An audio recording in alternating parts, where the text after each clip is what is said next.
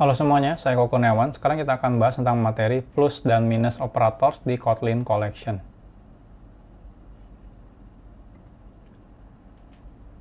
Di Kotlin ada operator extension function plus dan minus untuk collection.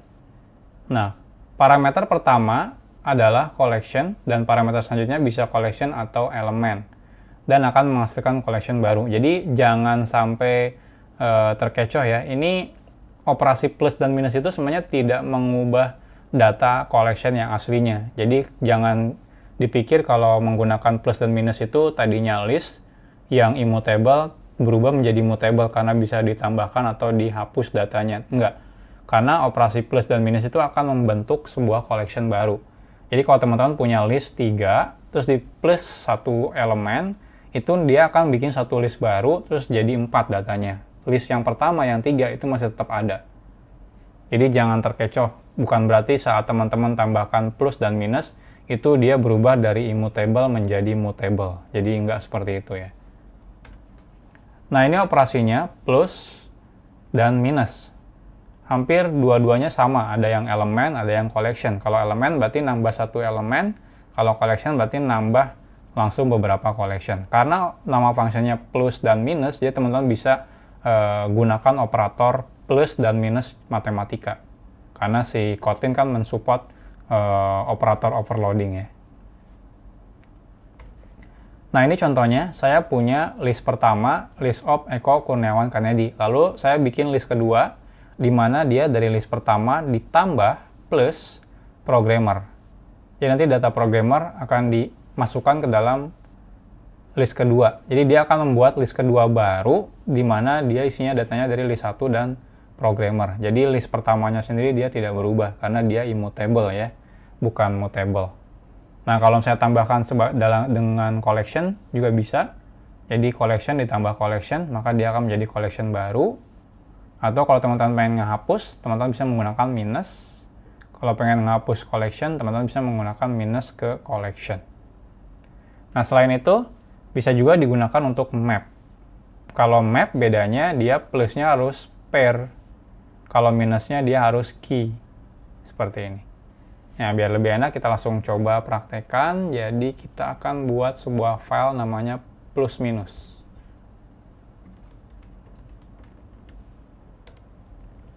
Kita bikin main function. Jadi di sini file list 1 sama dengan list of Eko Kurniawan Kanedi. Lalu di sini kita bikin list 2 ya. Dimana dia dari list 1 ditambah programmer contohnya. Nah, ini bisa kita print line. List 2-nya hasilnya harusnya Eko Kurniawan, Kanedi, dan programmer. Nah, lihat. Seperti ini. Nah, atau kalau teman-teman mau, file list 3 sama dengan list 1 ditambah list of, contohnya. Ini programmer zaman now. Print line list 3.